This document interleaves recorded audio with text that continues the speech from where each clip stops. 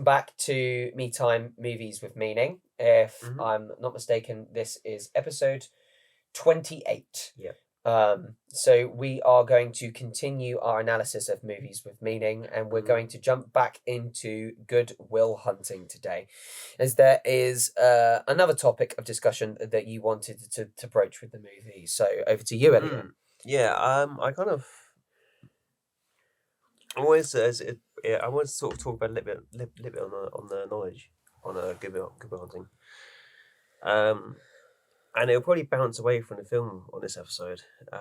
And that is kind of okay because it kind of breaches a really interesting subject that's kind of been an enigma in my life. Knowledge. Sort of the Right. context of it.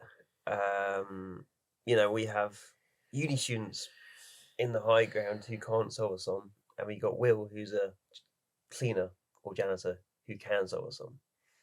And from a careers perspective, Will's looked at Will's looked down on, but uni students would be looked sort of would be praised, even though they can't solve the sum.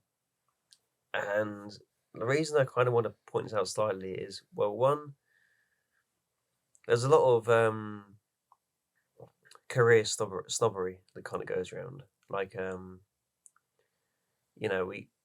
we give shopkeepers hard times, and yet probably most of those shopkeepers have had uni degrees and couldn't find a job in their sector because the job's so saturated. So prevalent Um, now. Yeah.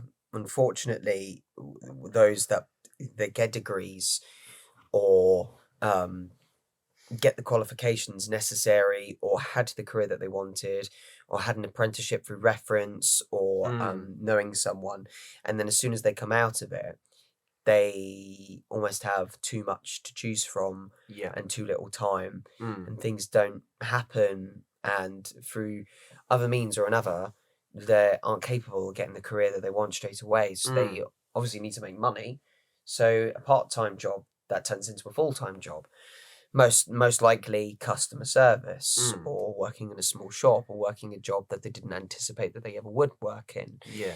That's quite common nowadays. Yeah, and I kind of think, we see it quite a bit where sort of your local shopkeeper or your local cleaner, people sort of walk past them and don't really acknowledge them a lot these days. It's sort of like, oh, I'm a careerist, so I don't really acknowledge you. They claim all this kindness with all their billboards and all that sort of stuff in their company boardrooms, all that sort of stuff. They don't really shed of it when it comes down to how they hold themselves in the room. It's funny, you've got these sort of HR departments that sort of claim, oh, this person's got this difficulty or that stuff, but when the real life effect of when you walk through life, no one holds themselves to that regard.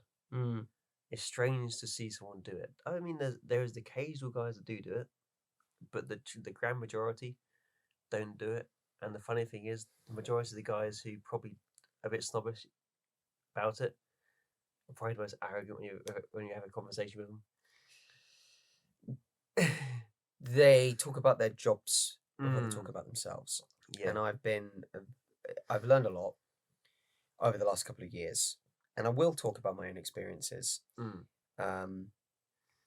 Because I thought purpose needed to be a career, a representation of the going off of what you said, the knowledge that you had comprised over the years.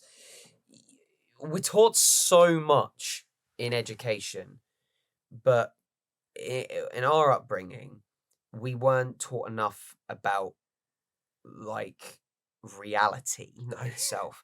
We were told about information to get us the jobs and the things that we wanted to conform, to be a member, to be a cog in this big clock that is the UK ticking forward, or whatever country you live in or are from.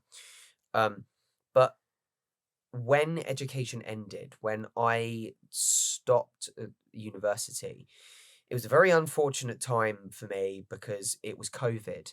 I graduated, technically was supposed to graduate in the thick heat of COVID, when we were all stuck in our homes and weren't allowed to go out, Mm-hmm. I just didn't know who I was because I had built up all of my qualifications and had all of this stuff that I had to, You could do. yeah, things, Yeah, yeah, all yeah, the yeah. things that I could do and all of Mm. these the skill sets I've worked on, Mm. but I had nothing to give. So I just didn't know who I was because until then I was just a student. I was just a part of the class. Mm. I didn't see myself as someone. And obviously a lot of people in my life did see me as someone and did see me as Matthew, but I didn't see me as Matthew. I didn't Yeah. have that capability to hold that mirror in front of Mm. myself because I thought my purpose being that student was to give what I'd learned because I'd wanted to learn it and I wanted to show the smarts that I Yeah. had. Don't get me wrong, still a big core of that was my big core belief that I've always wanted to inspire people Mm. and I've always wanted people to be creative and to use that to create their own stories and to enjoy themselves, to make them laugh. But I harnessed that through the things that I'd learned. So therefore, I had a part-time job in COVID. Of course, it was at the pub that I Mm. am still working at now. But past that, I thought I could be doing more with the skills that I have Mm. because it's not that I felt that I was better than it. It's because I felt as though I owed it to try a career. And because I need more money, I need to prove to the world that I'm Yeah. capable. So therefore, I looked into teaching. Mm. Um, and I won't go into too much specifics about my teaching circumstances, but I learned how to teach. It was a very, very tricky time. And I learned again, I was a student. I Mm. learned how to be a teacher. And it wasn't until that learning experience, which was a fantastic year of my life. Mm. It was, I hit a fair few mental lows, but through grit and determination, I persevered and I got to the end of it. And Mm. I had that certificate and I was a qualified teacher. And I've met so many amazing people along the way. And then it got to my time where I had to jump into a career and be a full time teacher. Mm. And that's when things changed. Yeah. And that's when it became my career was my life, Mm. basically. And this is, and I'm not saying don't be a teacher. The teachers that I were working with and the teachers that I've seen, they're masters. If Mm. you are capable of being a teacher and sticking with it, you have nothing but my utmost respect and love. Mm. You're frigging awesome for sticking with it. Those students love you. Keep doing that. As much as they're paying yours. They Sometimes. can be, but that's why teachers are there to teach Yes. them how Yeah. to Yeah. be, Yeah. which is fine. Mm. But I felt that for me personally, this dominating lifestyle and with circumstances going on mentally at the time, it just felt this career was eating away at my sanity. Mm. And I was putting so much into it. And I felt as though with teaching, you don't get a lot. Well, certainly with my teaching, I didn't get a lot back. And I didn't feel as though it was an environment that was befitting of me, um, purely because of my mental health.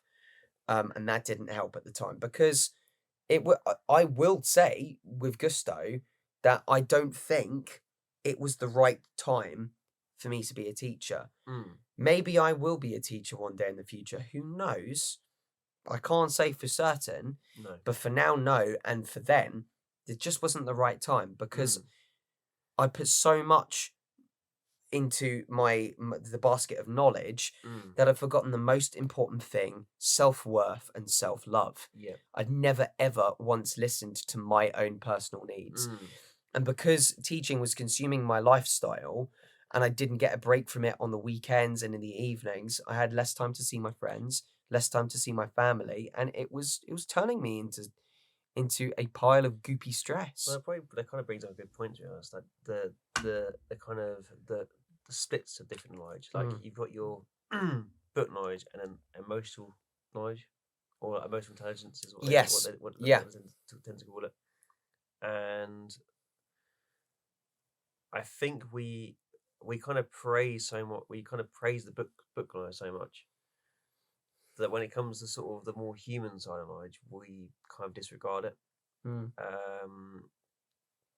You know, you kind of show an ounce of humanity, and you're kind of told to sort of not embrace it. You're told to sort of like, oh, the system's broken, but keep working for the system. It's like, Yeah. no.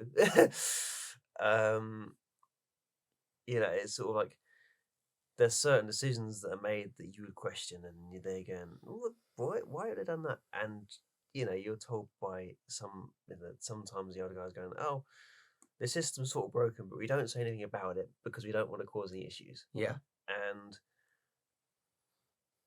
the funny thing is, most of the guys that will say it, and you know, have kind of got assets already, so they kind of lose a lot if they do so. The difference with our generation is we have no assets. Our only asset really is our car, really. So us saying stuff, we don't lose anything in the grand scheme of things. But if we can change, you know, if we can change the system to work to our benefit, then why not? There's nothing to lose at this point. I think it is prudent to understand, pardon me, that now more than ever, it should be appreciated that life must be seen as something that you enjoy. We're not here for a long time. No. We're not. So there's no reason to do what you think you should do, and you should just do the things that make you happy. Now, of course, there is a difference between doing things that make you happy, and taking the easy route. Yes. There's a big difference. Yeah. Of course, I could sit in front of the Xbox all day and play video games. Yeah. That makes me happy, but it's the easiest thing because I'm not earning money, I'm not working, I'm just having all of this hobby and spare time and stuff. We have to work purely because we need money. Yeah. And that's fine because the job that we do gives back to the world, whether it is to the right or to the questioning, you know. Sorry, it's not the questioning, the questionable. Yeah. But I am under the impression that we have strength and we do have skills, and they will be appreciated only if you put the work in. Yeah. And you put the work in when you're happy. And how do you get happy? You're surrounded by the people that you like, doing the things that you know that you can do. But in my impression, don't do that forever. Yeah. Because if you're caught in that trap forever, you're taking things easy. Sometimes, and again, I think I've said this before, the best version of yourself isn't the easiest route that you'll take in your life.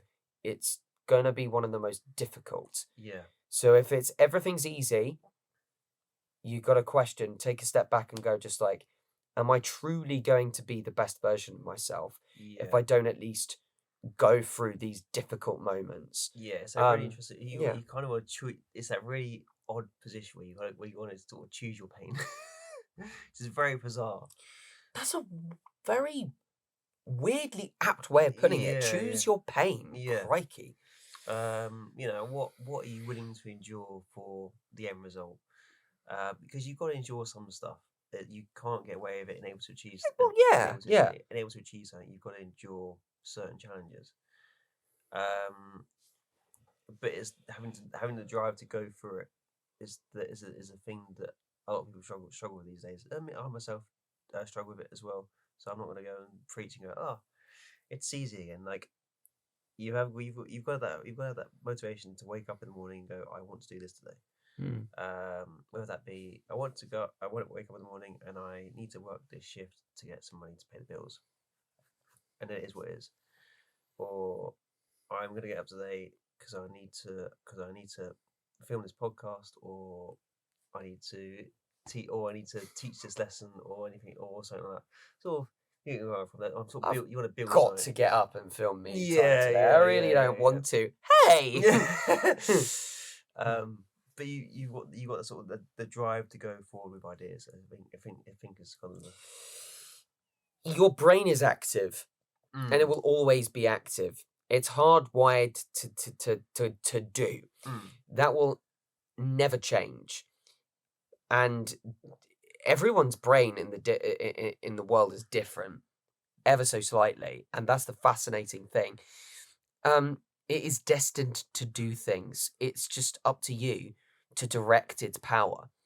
And maybe that is with a career. But I will say recently, I've seen a lot of people just stick to the job route until they find a career that they like.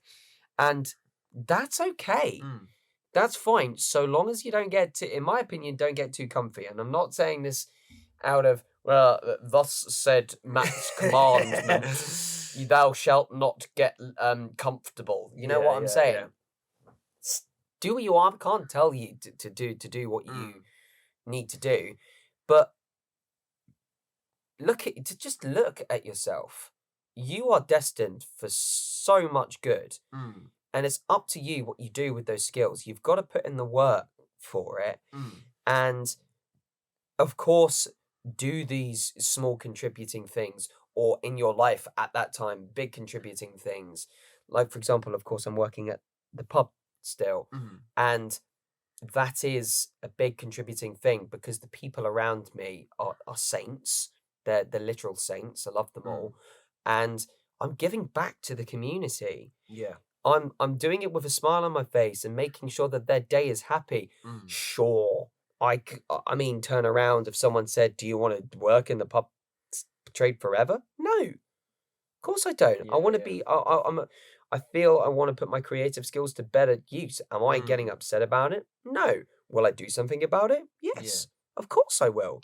Yeah. But you gotta have a foundation of finance, and that is where that's that difference between easy and healthy.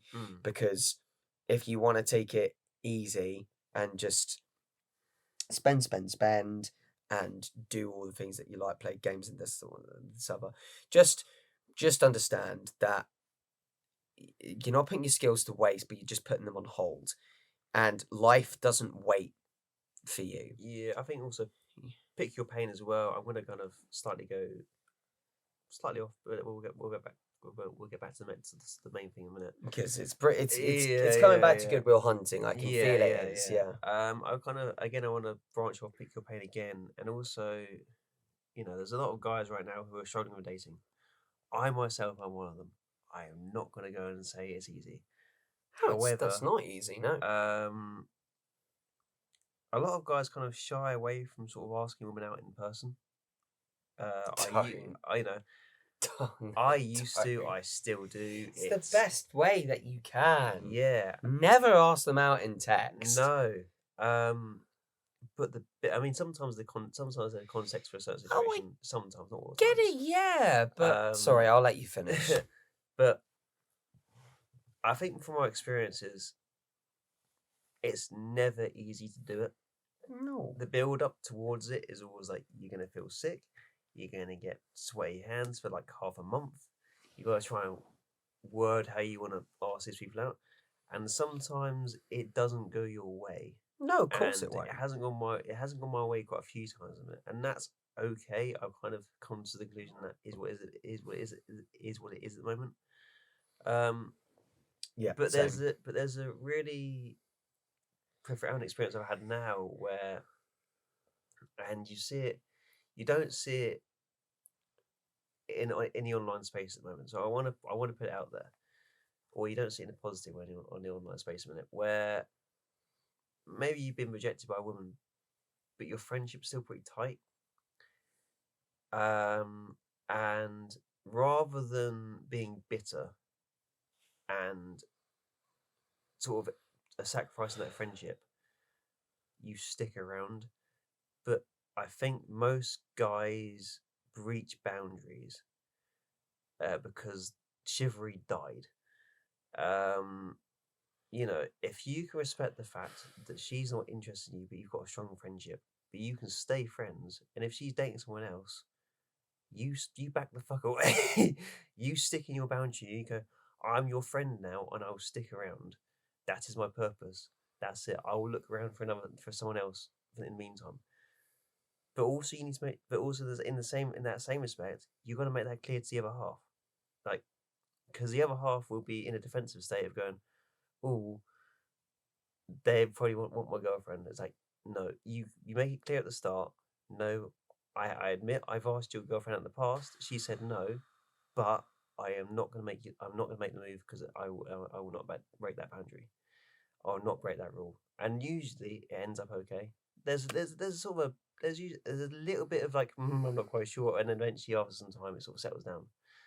But the idea of this sort of rigidness is is sort of doesn't really work in if you're trying to build a community because everyone's so oh you're talking to this guy and this guy is like yeah but my rules are this if I break my rules I'm shamed.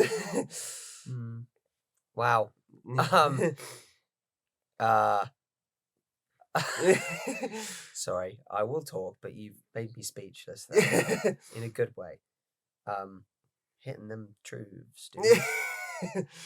And for you Spotify viewers, I really encourage you to go to YouTube and just notice the moment where Elliot started talking about this, and my face just completely double taked to what Elliot was talking about, because I've been there,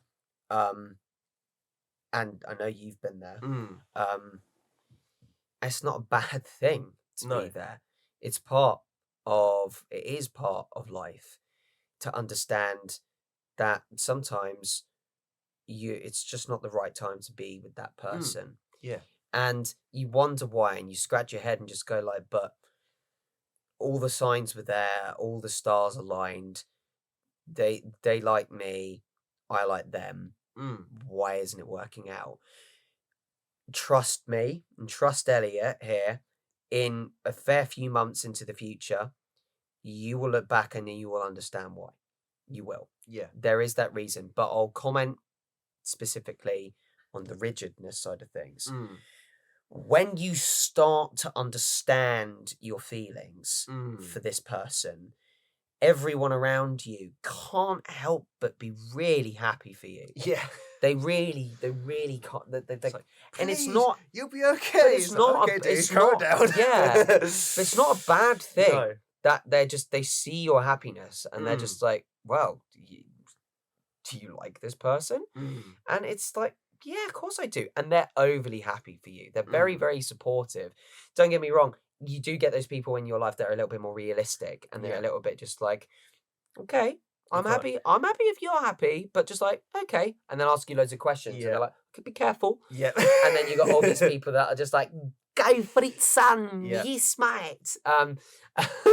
But I have to say, going back on what you said, I love that support. I do. Just focus on what you're trying to do. They're happy for you. They're so allowed to be happy for you. I'm not pushing that down the drain.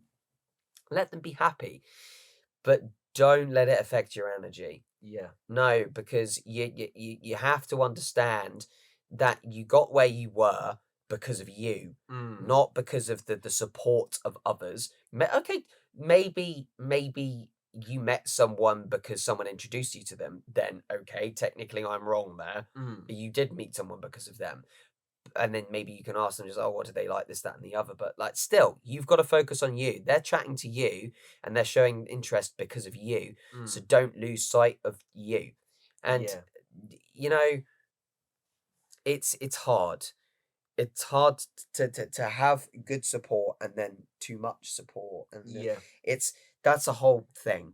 It is a whole thing. It's a very sort of fine line where you kind of you sort of like you need to pick them up when they're down. Sometimes you got to stabilize them, and there's other times they're going, I have to let you fall on your face and get back up. I'm so sorry. And that one's the worst one because you don't want to let them do it, but it's the only way you feel that they're going to wake up, and it's the worst decision you have to come to. But sometimes That's it's awful. necessary. Yeah, I hate coming to that decision, but sometimes it's necessary. And when they come back, they go, I'm sorry, dude, or like, oh, maybe I wasn't doing the right thing. And then they kind of have this weird reversal, and then you see them evolve bigger, and you're going, okay, that fall down was probably worth it. But you see them rise up, it's like, oh, this is worth it. It's Why do kind we of really, yeah. why do we See. fall? To get back Yeah, up, yeah, so you yeah, can learn to yeah, get yeah, back yeah. up. Timeless, timeless. Is that our quote? Every Yeah, time me and you are on screen together, it's like, where do we fall? yeah, yeah. I feel like it is starting to become our thing. Yeah, yeah. Yeah, it's so part of life is, and I am gonna attempt to bring this back to Will Mm, Hunting now because I think it's relevant. mm, Will is living life easy. yeah. He is. He's a janitor and doesn't want things to change, Mm, despite the fact that he's got all of these skills and is very quite the reversal of what I've been through. yeah. I had all these skills and I wanted to put them to better use, but that's not what my energy needed. That's not what I needed. Whereas Will it's very much the inverse of me. Like he had all the skills, could have put it to use, but decided not to, which was very Mm, much the wrong thing to him to do. mm, However, in the end, Will goes off and ultimately goes after the love of his life in yeah. the end. I'm He going to see thinks, about a I'm girl. going to see about a girl. Oh my gosh, the day that I end up saying that, Yeah, trust me, I think I would be the happiest man in the yeah. world, you know? Um, but lately, and to go back to the story of my career, I ended up going back to the pub Mm, in COVID, back to the place that where people know who I am, mm, to get that energy back in my life, yeah. to stabilize and reboot myself, to Mm. know where my energy needs to be. And where is that? There, here you go, guys. Yeah, yeah, yeah. You're It's watching. here. You're watching it. You're listening to it. Yeah. This is who I am. This is the direction I want to be. Mm, And there will be different twists and turns through life. It's just knowing where your love should be, mm, you know, the love in yourself and the love of others as well. Sure, there will be naturally people want to be with someone in mm. life, and it is that desperation and fixation that will unfortunately weigh you down Yeah. because That's a tough pill to it swallow, it isn't oh no, it took me it? 25 years to swallow that pill, Elliot. Yeah. 25 years. So, oh God, too much Like effort. someone like brilliant, someone makes you happy in your life. You Mm, take them out of the equation, could you still make yourself happy? yeah. By far the If the toughest question. answer is no, they shouldn't be in your life. Yeah. Yeah, yeah. No, it's It's not that they're a bad person for you. I'm saying they shouldn't be in your life because you're not ready, yeah. you know? Ultimately, you will meet that someone that you dread to think that you'd be separate for them. Mm, Completely fine. If you yeah. find that someone, bravo. You beat me and Elliot to Yeah, it. yeah. Lucky um bastard. yeah. But like just understand, not necessarily I'm not going to talk about boundaries. That's not relevant to this. No, Just no. understand who you are Mm, still and why you are with this person. Um you found them because you put all of your energy up to that to in yourself up to that point. mm, There's no need to dispel that energy and be dependent on this relationship, mm. or this bond or this friendship, Yeah. um or mentorship, whatever you want to say, Mm, and just understand where you are in the equation. mm. Love is a toughie. Yeah. It is the, and I will stand by this, the most difficult thing to educate someone on and to describe. Yeah. You can't, it is Yeah. almost impossible to describe love. Yeah. Almost. It's such a weird feeling. It's like all I can summarize it down to, and it's still an inaccurate kind of thing, is when you know, you know. You will know. Mm. You will know what love feels like. You will know Yeah. when you find it. You'll know when you have it. It is the greatest thing, and it can be the greatest obstacle. Yeah. It really can be. We've experienced both, which is kind of Yeah, ironic. and it's a big lesson. It Yeah. really is. It can be a lesson. And don't get me wrong, you can find the right person Mm. And sometimes, unfortunately, love can bring two people together that shouldn't be together, Yeah, you yeah. know? Or you're two different people that fell in love, and then over time, when the dust settles from this infatuation, you realize that it's not that you're two very different people, but maybe you're not good for one another. Maybe it's that and the other, you know? Hi, Cole. Welcome to the middle segment of Me Time. If you're listening on Spotify or you're watching on YouTube, it means the world to Elliot and I that you've stopped by to listen and watch. So if you haven't, please consider following or subscribing. It means the world to us, and we'll promise to get more episodes of Me Time to you. That's definitely a hard conclusion to come to. It's that, So tricky. Yeah. Like the months and months of sort of like going, is it right? Is it not right? I don't know. Could we try this? Could we try that? I'm not quite sure. And then the final realization hits you. They're going, oh, I have to make a really difficult decision now, and I'm going to hate when I do it. Your life comes crashing down. Trust me, it does. It feels like it does. If you have to make an ultimate decision that is for the betterment of the both of you, I mean, it definitely will do. It hurts. Yeah. It will never stop hurting. I mean, it definitely will do if you put all your energy into that one relationship, which I am definitely guilty of. Yeah, I'm me still too. guilty of it, where I invested too much into somebody and then just obliterated the rest of my friendships. Yeah, And I had to been there. work those back up again after it all collapsed. So try and make sure you're in a healthy relationship. There's a lot of possession right now of like, oh, they're gonna have all my time. But the relationship isn't balanced. It feels good because it feels that you're wanted, you're respected, and you're loved, and you're coddled. It feels really good to have someone's constant attention all the time. But it's not healthy. It's not healthy. It's not. You need to be you. Because ultimately, in the end, when you want to go off and do something that you want to do, you'll find that you can't. Or you feel bad when you do. Yeah. One thing that a very, very wise, very brave, bold, and fantastic woman told me recently, my mum, is you know when it's right because it's easy. Love is not supposed to be a chore. You don't go out of your way to do things for the one that you love. You naturally do it. Yeah. And it feels right. And you shouldn't feel burdened by pain. You should feel you. And that is probably the closest description to love that I think I've ever gotten before. And that stuck with me. It really did. It did upset me when she said that in a good way, because it's like, no, I shouldn't be breaking my back over this. Yeah.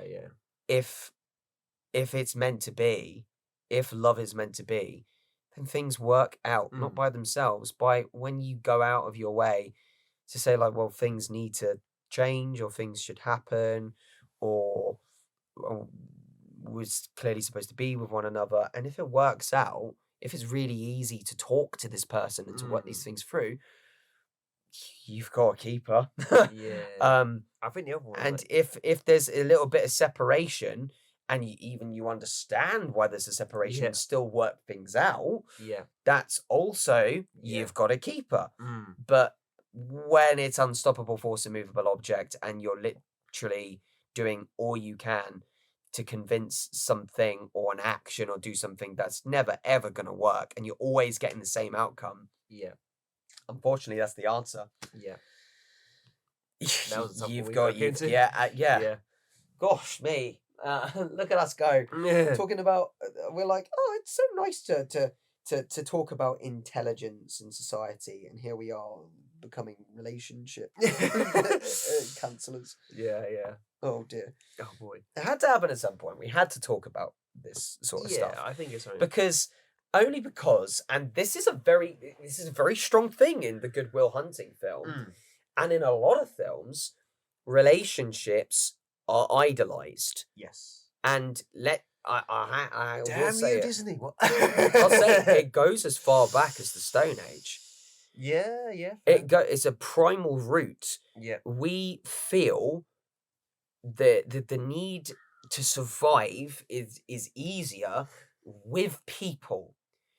And that's not necessarily man and woman. It could be man and man and woman and woman. Mhm. It's like the primal root is I need to be with someone or some people, Yeah. namely Tribe. friends Yeah. or your loved one.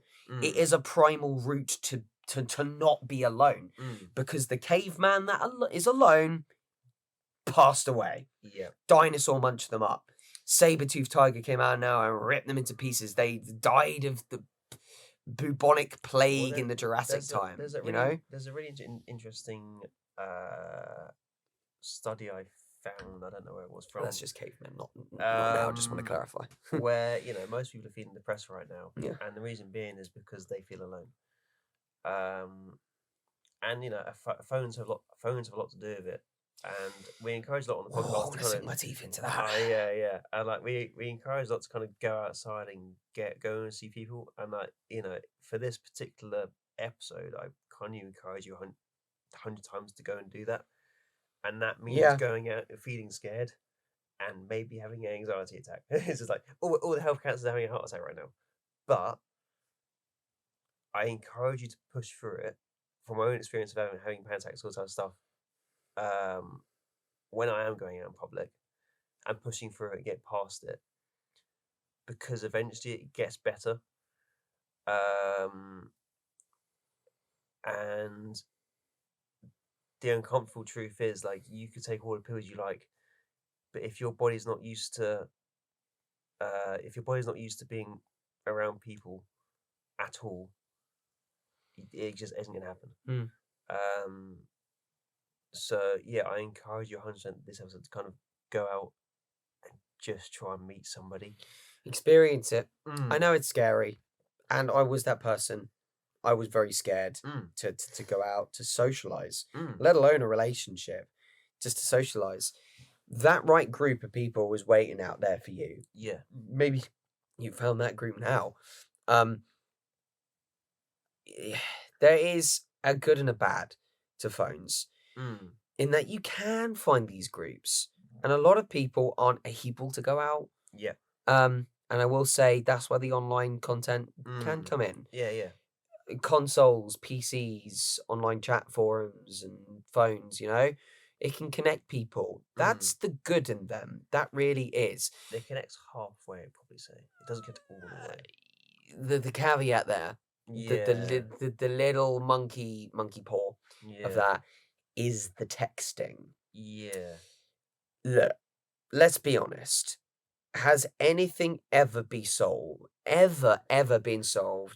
through text? Really? No. I'm gonna have to put my foot down here. Words online mean nothing if it weren't for the voice and the person that delivers them. Yeah, I mean, the amount of times even just from us just trying to organise stuff, and I'll text you something, and then you'll take it the wrong way, and then you text me, and I'll take it the wrong way. I was like, nah, this can't be right. Have I read this wrong, or have I have I got the title of like, you miss the context because it's written down. Yeah, and yet you say completely. Yeah. Oh, it's fine. We've had several conversations about me time. I remember running up to phase 2 about some of our ideas. Elliott would say something, or I would say something, and the other person would be like, what are you on about? Yeah. And the other person would then have to re-clarify for about the next 10 minutes. Yep. Whereas if we just sat down in front of one another, that misconception would have been avoided straight away. Yeah. Arguments online are so common. Relationships. What was it again? The fact that back in I'm not saying let's go back to the old days. Yeah. They didn't have phones, like mobile phones. Sorry, if you wanted to talk to someone, you had a landline. You had to go around their house. You had to post postcards to them, letters. What was that whole trapper keeper phase? Like people making like Oh music God, yeah. playlists for people as Oh, I well. remember that. Yeah, yeah, You yeah, know, yeah, yeah, yeah. Was the that's iTunes store, wasn't it? yeah, Yeah, yeah, yeah, yeah. People would burn CDs for other people. Look, yeah, listen, I'm not saying that's what it should be. I'm saying don't forget about basic humanity. yeah. You want to sort things out. You want to see someone for who they are. Take away the words because a person can hide behind a screen. Yeah. Hide and they can think about the perfect words they can say. And I really we'll talk about this at some point. Mm. ChatGPT can also generate a response now Yeah. and say the best possible. Who knows? It could say the most perfect possible outcome, Mm. and someone could go like, "Oh, well, that checks. Yeah. I should say this and that and the other." But when you're in front of someone, they can't hide, and they can see. You can see who they are, and if they're bold and Mm. confident, or if they're the person that they know they are, maybe Yeah. they're unconfident and nervous. Mm. You just see them and you just hear them and you understand them so much better. The inflections, Yeah. the facial expressions, the way that they're standing. If they're behind the screen and they're huddled like this, Yeah. talking, just like you can easily say, "You're nervous. You're fiddling away. What's going Mm. on?" Or you're not looking at me. Mm. It's just it. That's sure you can talk away and sure you can like have these big discussions and get to the bottom of things, but it doesn't truly mean anything No. unless you see someone. Yeah. And that's the big struggle that many people will face Mm.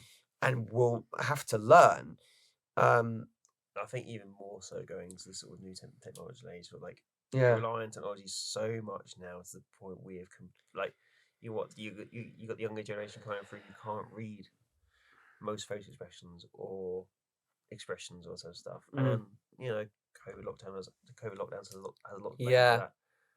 But in the grand scheme of things, as much as you can blame the COVID lockdowns for it, generally speaking, on the smaller impact in regards to like the iPads or sort of stuff and various other things, they're still going to build up even after COVID because they're not interacting face to yeah. face.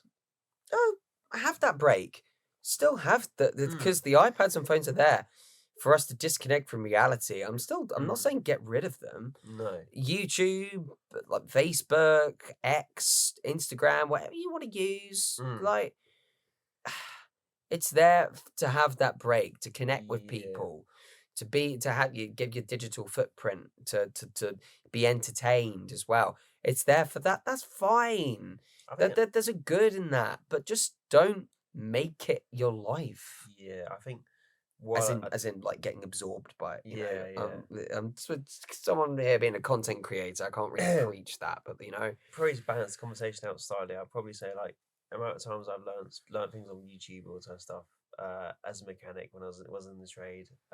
Also tree surgery, sort of like learning stuff on YouTube in regards to how you tie a rope, mm, um, and various other things. So like, as much as there's a massive negative on YouTube on social media that's pushed, I would also like to kind of say that you can gain some legitimate knowledge from YouTube as well. yeah. But take it all that in balance and context as per usual. Like No, I always, sort of, completely agree. you know, we were always told in IT to check our sources. I don't think many people do that these days. They kind of take what they see at face value and just don't question it. Mm, Um, and I think checking your sources has become a more important skill now more than ever, with AI coming down the pipe, mm, with so many sort of commentators coming down the pipe. It's like, who do you want to trust, all that sort of stuff. And there's the trust. conversations are becoming way more complicated than this political party and this political party. There's a larger array of conversations that need to be had that aren't being had right now. Yeah, Mhm. that's a That's a whole whole other, can of yeah. worms. Really is. Um, Look, it's to get back to the root of it. Mm, It's with Will. mm, He didn't really have all of this phone nonsense. mm, he just had to figure out who he was. Yeah. And yes, with a film's with a film's runtime, he certainly had the advantage there. It had a sped up understanding of reality and pursuing the one that he loved, you know. But it doesn't necessarily mean that a relationship and this focus on what people tell you to have should be your main focus. Yeah. It is deep down when you understand yourself, Yeah. listen to the lyrics of your song and try and identify how best to sing it, you know? Yeah. And that could be with someone, or it could be by yourself, or it could be with your family. You won't know until you know. And that requires you to get out there and live. It is. Yeah. And sometimes you can't do that behind a desk. Sometimes you can't do that in your job. You do it outside. You just go for it. Hang out with your friends. Do things for yourself, like that fireworks night that I Yeah. did for me. You Like know? it doesn't have to be expensive. Like we get all these No, it doesn't have to. It Instagram- doesn't have to be about money. Yeah. Instagram holiday goers going, "Oh, look at my life." It's like, yeah, great. Going Well, on holiday every 2 weeks. I'm just like, why aren't you just in Spain? yeah, Now yeah, you're in yeah. Ibiza. What? What's this? Your fifth suntan already? Okay, Yeah. I know, right? Like, Yeah, it's yeah, really yeah. cool that people can do that. So if you can, if you got the money for it, why not? Yeah, but don't be. Don't take that as your only option to Yeah. kind of explore life a bit. Money is not the root of all happiness. It's not. It's not the key of happiness. What was it? You don't take it with you when you die. I went to this fireworks festival. It was free entry, didn't require anything. I did because it was run by a charity. I donated. That was my choice. Yeah. But I could have walked through there and watched those fireworks for free. That's nice. That's it. Yeah. And it was a core memory. I could walk up to the top of a hill nearby on a very clear night and watch the stars come out and watch all the shooting stars free. You know, do that action for free. You could go to a pub with your friends. Like, I don't have any money to buy any drinks. Who said you needed a drink? You can have water. You can have soft drinks. You know, who cares? As long as you're experiencing and going out and doing the things that you want to do and being your best self. Yeah. That's it. That's it. That's literally it. Yeah, yeah. You know? And goodwill hunting is a very emotional journey to understand that. But it does celebrate people a lot, which is why the movie is so important. Because there's so many real scenes. Yeah. Like when him and his therapist go to the pub, him and his therapist have that baseball story, or the scene where Will introduces Roxy to his friends. Yeah. They're having a great time. What was it? The story about the waiter or the waitress, and she said that, what was it? The whole thing with the smoothie, and then I can't remember. Yeah. the cream comes out of her mouth. Yeah. That was a really gross joke, but then there was just a real raw moment. Captured the raw humanity. Yeah. It's Well, that's why it felt so good. It's a clarification of it. Like, it's not a perfect moment. It's a funny moment. You know, it's a funny moment in their eyes. Yeah. No one else. I mean, again, the film shows you it, but if you were to take that out of context into real life, like, no one else would know what that's what just the it. moment was, sort of thing. It's like only those two know it. Yeah, well, that's it. That's all you need to know. Just don't take things should be easy, but don't take the easy route. You know, that's a lot for us to talk about there. Yeah. But I think we covered the gist of it. I believe it's hard. Life's hard, guys. But just don't lose sight of the one thing that matters. You. Yeah. Don't lose yourself. It's so easy to, and it's so hard to control yourself. But when there's a will, there's a way. Goodwill. Yeah. When there's a goodwill hunting, there's a way, you know? Yeah, I also want to touch briefly on sort of education slightly. I sort of mentioned it briefly in the past on series 1 of being dyslexic, having sort of learning difficulties. I've kind of noticed over time that sort of being dyslexic, all that stuff, Mm. if you're told you can't do something because you're dyslexic, by your own subconscious will, you become the one you can't do anything. Mm. Even with all the studying in the world, like you kind of talk yourself into becoming stupid, and it's kind of a really weird thing to kind of come to terms with. And I mean, a lot of the schools have something to answer for that. I won't hold that for a fact. I was told quite a bit that I wouldn't amount to a lot from my schools. But I also want to kind of give the schools a hand to a degree. Just going back to my old thing with Yeah. teachers, yeah. Having taught myself self-defense juniors in the past, for whatever reason, they're sort of, the schools are so zealotry to the curriculum. Like you can't differ the curriculum, you can't do anything to the curriculum. Yet there's teaching standards out there that are available that the curriculum doesn't hold, that would actually work better for students Mm. that don't think in Mm. the decimal point or standard way, sort of thing. Yeah. And the weird thing is, it's never talked about. It's sort of like, oh, the curriculum is all we teach and that's it. And yet we've got kids that are being, they're being given special support, but I don't think the special support is the be all and end all. Yeah. I think, one, the teachers need to be aware that the kids are all different. And you can only balance so much in the room. But if a kid asks for help and they don't get it the first time, rather than sticking to curriculum, actually adapt your teaching. I've met. Yeah. If that teaching doesn't work first time around, adapt your teaching rather than, oh, curriculum says this and I can't do anything else. Mm. A lot of kids are being told that, oh, they're in this spectrum, which means they can't do this, this, and this. We don't know that. You just, because you've put a label on it, because you put a label on something, you've then just condemned that kid there and then. It's like, no. Yeah, you can identify the issue, but don't say that kid's stupid straight away. Being in a classroom in 2024, I will say things, in my opinion, are slowly getting there. It's hard. I can't. There's a lot of things I can't say. But there's still a ways to go.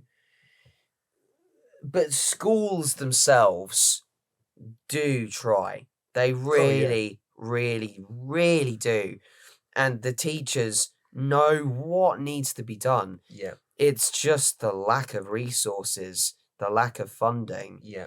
It's so common and it's deeply distressing that the only way to get that is to get these like circumstances classified by the council or the government. And it's like the just top-down approach is just doing everyone no favors. And it's like being on a waiting list. Yeah. Like, I need this, I need it now. I anticipate that it's easier said than done to get these tools, but like the spirit of teachers dwindles only because they feel they've been abandoned. And I don't blame them, because I've definitely felt that. Yeah. The tools you need, the people that you need. Well, it's funny, when you were teaching and I came round to you and I was sort of asking for some teaching advice when I was teaching the juniors. Oh, yeah. And I remember, like, you at the time, you were kind of going, oh, I teach the curriculum and stuff. And I mentioned I had a kid in my class who was sort of very sort of susceptible to a certain teaching standard. The teaching standard wasn't in curriculum. You showed me a book. I can't remember what it was. I don't think it was curriculum now, but yeah. Can't remember the book. No, I remember it was teaching you about dual coding. I was teaching That's you it. Yeah. dual coding. And it was the I do, we do, you do Yeah. approach. There, it's really, really infuriates me who that education theorist is, because he's a genius. Um, you do the dual coding. You demonstrate that with dual coding, you're presenting an example on a board or doing a physical thing. Maybe it's PE. You're doing this thing, for example. You do it first and Yeah. foremost. You don't, and you stage it out. You do the chunking method as well. All my teaching stuff coming back into this. Yeah. You make it as clear as you can. If it's like, for example, like opening a pickle jar, you just got to go, there are many ways that you can open a pickle jar, but we're probably going to go about this one or two ways. No, go about it a very, very clear way. Grab the pickle jar, hold it in front of you, place your hand on top, put your thumb by the edge and twist, something like that. But then you do the dual coding. Step 1, step 2, and you make it a little bit more memorable. You could go like grab, hold, press, twist. Repeat with me, and you all do it together. That's the we do. Grab, hold, push, twist. Excellent. And you do that with them. And then you're like, off you go. You give it a go. And then after, you question them. How do you do it? Grab, push, hold, twist. No. Grab, hold, push, twist. Remember, grab. And then you make it catchy and memorable. Yeah. The easier, the better. That's just a little slice of information there, guys. Yeah. But then basically, I then adopted that sort of teaching style. I think I borrowed the book for one and came back, but I basically borrowed that teaching style for that student specifically. I think it's there, actually. That's it. Yeah, that's the one. That's the one. Yeah. Yes. Dual coding with teachers. The brilliant Oliver Cavaglioli. But that's not the theorist that I'm thinking of here. There's something that there's someone else that I'm thinking of. But this was the book that I gave you. Yeah. And I think I had some time with you. I think in like an evening when we were watching a series. I was saying, Matt, can I have some help? Because I was Attack on Titan. Yeah. We're watching the finale. What an evening. Yeah, like there's a student specifically who seems to be such as this, and you gave me that book, and then we both ran through it together. And then I translate that into the classes, and once I found out where she clicked, you then see her grow again. Interesting. That's really good to hear. I'm very happy about that.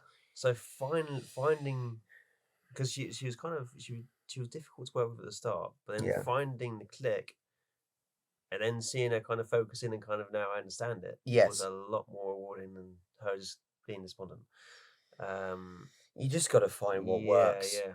And I'm not just saying in the classroom, guys, and I'm just saying in general with your friends and your family.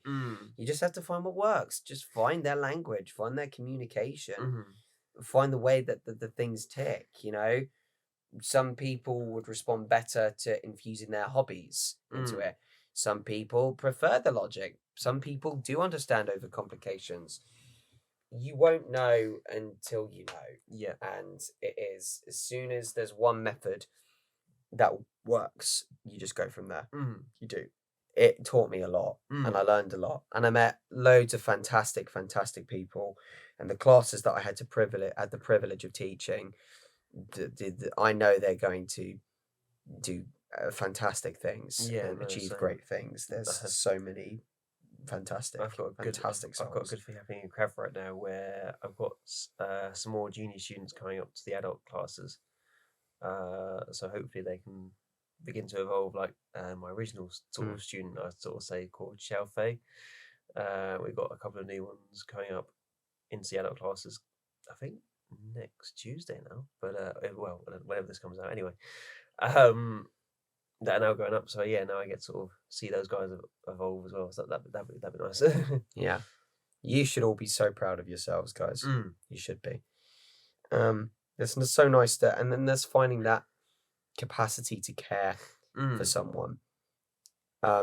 Again, movies like Good Will Hunting teaches us that it's that special someone. Not necessarily. It also in that movie showed us that he cared about other people. He cared about what his friends wanted, and he cared about what his therapist wanted. Yeah. And that was tying him down a little bit. They said, "We know you care about us, you silly goose. Go." Yeah. Go to her. We know that you want that. And that's the beauty of those sort of relationships and friendships. Yeah, yeah. I mean, just like, why are you still here? I'm here for you. Like, I'm fine. I'm the main character in my own story. I've got things that I need to do right now. I don't need you worrying about me. Yeah. I want you to focus on what you got to do. And if that's going away and going over your own life journeys, then so be it. Sure, it's sad when you say goodbye to these people, you know, but when they come you back, know, but that's just it. It's not forever. It's not forever. Nothing is ever the end. It's just it's not really goodbye. It's see you later. You know, that person will be back, and you can hit it right back off where you left off. You know? And I bet in a hypothetical Good Will Hunting too, he'd come right back to the town and have fun with Ben Affleck's character. You know. Yeah. But thank goodness there's no Good Will Hunting too. No, it needs because to stay a treasure. yeah, it will, and it is such a gem of a movie, and can teach you so much about the type of person that you need to, the type of person, that you know you could be. You know, that's yeah. So we will conclude that discussion of movies with meaning in episode 28, and we will carry on next week. Same time on YouTube and Spotify with episode 29, continuing our movies with meaning discussion with another movie that I really wanted to talk about. Yeah. This one's going to be a good one. This is one of my favorite movies of all time. And until then, take care, look after yourself, and remember, there's always time for me time. Have a good week, and we'll see you soon. Take care, guys. Hey guys. Goodbye. Yeah.